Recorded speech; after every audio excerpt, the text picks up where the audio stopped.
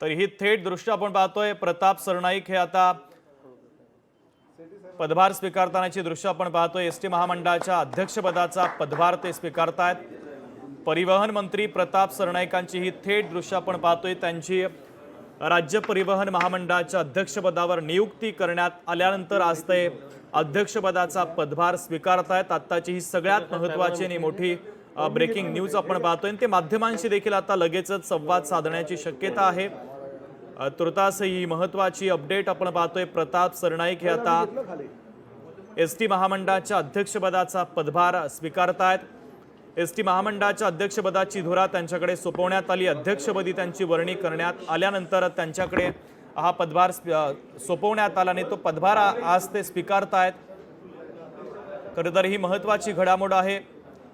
ते राज्याचे परिवहन मंत्री आहेत आणि ते आता महाराष्ट्र राज्य एसटी महामंडळाचा माझ्या पक्षाचे प्रमुख आणि या राज्याचे उपमुख्यमंत्री एकनाथ शिंदे साहेबांचं मनापासून आभार व्यक्त करतो की त्यांनी मला सर्वप्रथम परिवहन मंत्रिपदाची जबाबदारी दिली आणि त्यानंतर राज्यामध्ये आलेल्या देवेंद्र फडणवीस सरकारच्या माध्यमातून आदरणीय मुख्यमंत्री श्री देवेंद्रजी फडणवीस, उपमुख्यमंत्री श्री एकनाथ शिंदेजी आणि उपमुख्यमंत्री श्री अजितदादा पवार यांच्या नेतृत्वाखालील ह्या सरकारनं मला या एसटी महामंडळाचा अध्यक्ष म्हणून नियुक्त केलं। त्याबद्दल मी तिघांचे मनापासून आभार व्यक्त करतो। प्रामुख्यानं एसटी महामंडळाची जबाबदारी जरी परिवहन म्हणजे माझ्याकडे नसली तरी परिवहन खात्याचा मंत्री म्हणून सातत्यानं त्याकडे आम्ही लक्ष देत होतो आणि शेवटी ही राज्याची रक्तवाहिनी आहे। तळागाळातल्या सर्वसामान्य जनतेपर्यंत पोचणारी एसटीची सेवा ही सर्वसामान्य जनतेची निगडीत होती आणि त्यामुळे ही जबाबदारी पेलवणं ही मी माझी फार मोठी परीक्षा समजतो आणि त्या माध्यमातून विविध प्रश्न जे आहेत ते प्रश्न सोडवण्यासाठी भविष्यामध्ये मी प्रयत्न करणार। माझे सहकारी आणि आयुक्त परिवहन, त्याचबरोबर MD MSRTC म्हणजे एसटी महामंडळाचे ह्या दोन्ही सहकाऱ्यांसोबत बाकी सगळ्या अधिकाऱ्यांसोबत मला ही आता सेवा पुढे न्यायची आहे। प्रवास खडतर जरी असेल तरी त्या प्रवासाची दूरदृष्टी लक्षात घेता ह्या महाराष्ट्रातील 13 कोटी जनतेला ही सेवा कशी सर्वसामान्य जनतेला लवकरात लवकर चांगली देऊ शकू यासाठी प्रामाणिक प्रयत्न करेल। ही वस्तुस्थिती आहे की एसटी महामंडळाची आजची परिस्थिती जशी हवी आहे तशी नाही आहे, परंतु काही अनुभव माझ्याकडे असल्याकारणानं पुढील 1.5 ते 2 वर्षाच्या कार्यकाळामध्ये निश्चितपणे या एसटी महामंडळाला एक वैभव प्राप्त करून देण्याची जबाबदारी आजपासून मी घेतोय। आज पदभार स्वीकारत असताना आणि काल नियुक्ती झाल्याच्या दरम्यान एसटी महामंडळाच्या माध्यमातून जो आमचा 87,000 कर्मचारी आहेत त्यांच्या पगाराचा प्रश्न फार मोठ्या प्रमाणात काल आपले चॅनल आणि सगळ्या वृत्तपत्रांच्या माध्यमातून सर्वसामान्य जनतेपर्यंत पोहोचला होता आणि ही वस्तुस्थिती आहे की 928 कोटी रुपयाची मागणी आम्ही अर्थ खात्याकडे केलेले असताना फक्त 272 कोटी जर आम्हाला मिळत असतील तर ते एसटी कामगारांचा पगारसुद्धा आम्ही योग्य प्रकारे करू शकत नाही। परंतु आजपर्यंत काही गोष्टी घडल्या होत्या, परंतु मी माझ्या अधिकाऱ्यांना स्पष्ट सूचना केल्या की एसटी कामगारांचे जे पगार आहे ते वेळेत म्हणजे 7 तारखेपूर्वी झाले पाहिजे आणि तशा प्रकारे आपण वित्त खात्याच्या सर्व संबंधित अधिकाऱ्यांशी चर्चा करून कुठल्याही परिस्थितीमध्ये आपल्या खात्यामध्ये त्यांच्या पगाराचे भविष्य निर्वाह निधीचे आणि बँकेचे जे पैसे द्यायचे ते येणं गरजेचं आहे।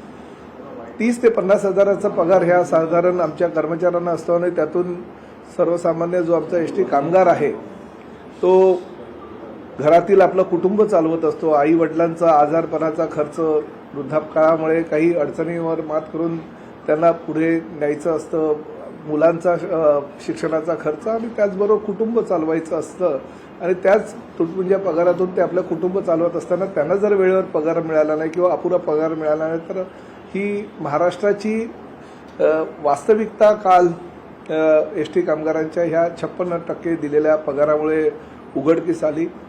त्यानंतर ताबडतोब मी राज्याचे उपमुख्यमंत्री एकनाथ शिंदे साहेबांशी आणि सर्व संबंधित लोकांशी बोललो आणि एकनाथ शिंदे साहेबांनी वित्त खात्याच्या प्रधान सचिवांशी चर्चा करून हा पगार मंगळवारपर्यंत देण्याचं त्यांनी कबूल केलंय, परंतु शेवटी हा ह्या महिन्याचा निर्णय झालेला आहे.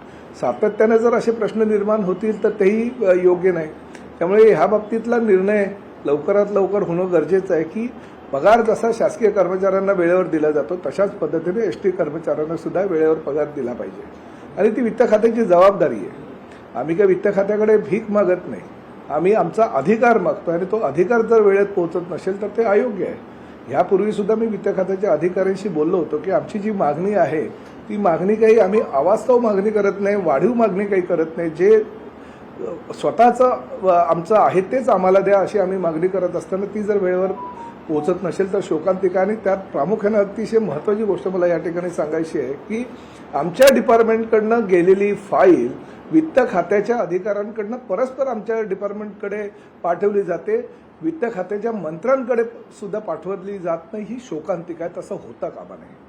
कारण शेवटी अजितदादा पवारांनी मी मंत्री झाल्यानंतर ताबडतोब मला एकदा बोलवलं, मला वेळ दिली, मला सांगितलं की एसटी महामंडळ आपल्याला चांगल्या प्रकारे चालवायचं असेल आणि एसटी महामंडळाच्या माध्यमातून सर्वसामान्य जनतेला जर चांगली सुविधा द्यायची असेल तर काय हवं आहे. आणि पहिलं सर्वप्रथम मी सांगितलं की ह्या जुन्या 12,400 बसेस आहेत, त्यांची अवस्था अतिशय वाईट आहे, त्या सगळ्या कोलॅप्स झालेल्या आहेत, कधी त्या स्क्रॅप कराव्या लागतील. अशा वेळेस आपल्याला नवीन बसेस घेणं गरजेचं आहे. तेही फक्त 2-5 हजार घेऊन चालणार नाही, आपल्याला तब्बल 25,000 बसेस ह्या 5 वर्षे घ्यावे लागणार आहेत. आणि त्यानुसार त्यांनी ती माझी मागणी मान्य केली. दर वर्षाला 5,000 याप्रमाणे 5 वर्षामध्ये 5-5 हजार बसेस अशा पद्धतीनं त्यांनी 25,000 बसेस आम्हाला देण्याचं मान्य केलं आणि त्या पद्धतीनं त्यांनी बजेटमध्ये सुद्धा सुधारणा करण्याचे आदेश संबंधित वित्त विभागाला दिले. आणि त्यामुळे आम्ही तयारी करतोय.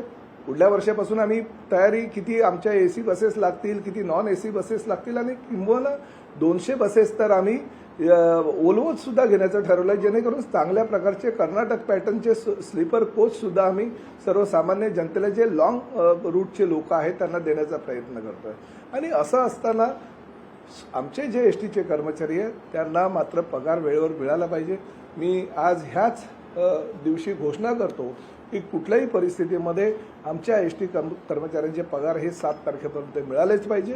आणि त्यासाठी सर्व प्रोटोकॉल सोडून परिवहन मंत्री ह्या नात्यानं मी वित्त विभागाच्या अधिकाऱ्यांकडे दर महिन्याच्या 5 तारखेला स्वतः जाऊन बसणार आहे, जेणेकरून त्यांना जाणीव होईल की मंत्र्यांना सुद्धा आपल्या कार्यालयामध्ये यावं लागतं. जे उद्या पैसे द्यायचे ते आपण आजच ह्या कामगारांचे द्यायला पाहिजे, कारण शेवटी त्या कामगारांच्या पगारावर पूर्ण महिन्याचा त्यांचा जो आराखडा असतो कुटुंबाचा तो ठरवला जात असतो.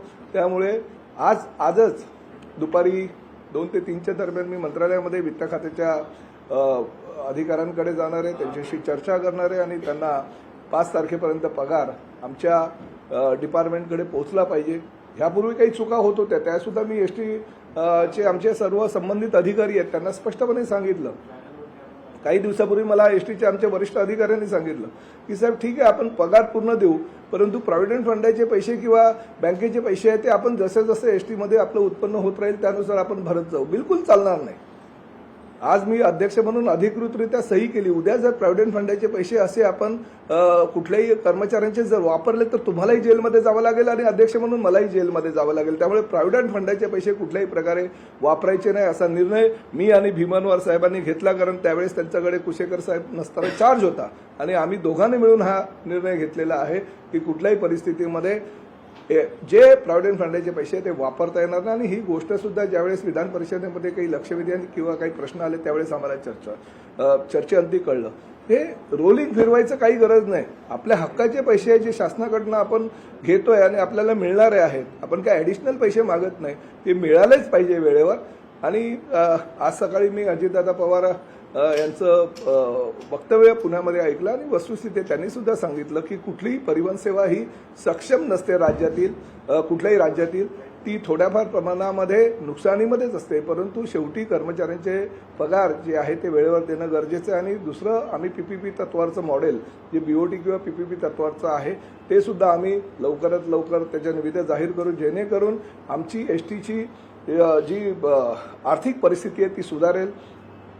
जे एमडी आहेत आमचे परिवहन एसटी महामंडळाचे त्यांना मी स्पष्टपणे सूचना दिल्या आहेत की 22 7.5 पर्यंत काहीतरी आमचं उत्पन्न जे जाहिरातीचं येतं ते अतिशय अत्यल्प आहे, तोकडं आहे. तेच जाहिरातदार गेले 25 ते 20 वर्षापासून आहे आणि ते कधी पैसे देतात कधी देत नाही. किमान 100 कोटी रुपये उत्पन्न तरी ह्या वर्षापासून जाहिरातीच्या माध्यमातून एसटी महामंडळाला मिळालंच पाहिजे आणि त्याच्या सूचना केल्या. जुने जे ठेकेदार आहे ज्यांनी ही एसटीची मालमत्ता आपली खाजगी प्रॉपर्टी अशा पद्धतीनं त्याचा वापर करतायत त्याला आम्ही कुठेतरी लगाम लावणार आहोत, ब्रेक लावणार आहोत. त्याचबरोबर आमचे जेवढे काही जवळजवळ 170च्या आसपास डेपोमध्ये आमचे जे ऑइल आम्ही घेतो डिझेल किंवा पेट्रोल घेतो ते आमचे सगळे जे डेपोमध्ये असलेले पेट्रोल पंप आहेत ते पेट्रोल पंप रिलायन्स किंवा इंडियन ऑइल सारख्या मोठ्या ज्या संस्था आहेत त्या संस्थांना आपण हायटेक करण्यासाठी देतोय, जेणेकरून आम्हाला डिझेलही स्वस्त मिळेल आणि त्याचबरोबर त्यांचंही उत्पन्न वाढेल आणि त्या उत्पन्नातून आम्हाला काहीतरी मोबदला मिळेल. ते उत्पन्न सुद्धा आमचं 100 ते 150 कोटीच्या आसपास होईल. अशा प्रकारच्या सूचना मी दिलेल्या आहेत. त्याबाबत सुद्धा आमच्याकडे तर रिलायन्सचा अतिशय चांगला प्रपोजल आलेला आहे आणि इंडियन ऑइलचा पण प्रपोजल आलेला आहे. त्यामुळे जे डिझेल किंवा पेट्रोल पंप आमचे आहे ते सुद्धा ह्या कंपन्यांना देऊन त्यांच्या माध्यमातून उत्पन्न कसं वाढेल यासाठी आम्ही प्रयत्न करतोय. दुसऱ्या अनेक योजना आहेत ज्या आता तुम्ही मग अशी सांगितलं, अजितदादांनी सुद्धा सांगितलं पुण्याला की PPP तत्वावर आमचे जे 860 साधारण डेपो आहेत त्यामध्ये काही डेपो हे PPP तत्वावर आम्ही करतोय आणि त्यापैकी शहरी भाग एक, तालुका भाग एक आणि ग्रामीण भागात एक असं पॅकेज निर्माण करून आम्ही त्या पॅकेजच्या माध्यमातून त्या निविदा जाहीर करणार आहोत, जेणेकरून आमच्या ग्रामीण भागातला डेपो सुद्धा डेव्हलप होईल, तालुका पातळीवरचा डेपो सुद्धा डेव्हलप होईल आणि त्याचबरोबर शहरी भागातला डेपो डेव्हलप होताना उत्पन्न स्रोत निर्माण होईल. लोकशाही मराठी ऐका, पहा, जागरूक रहा.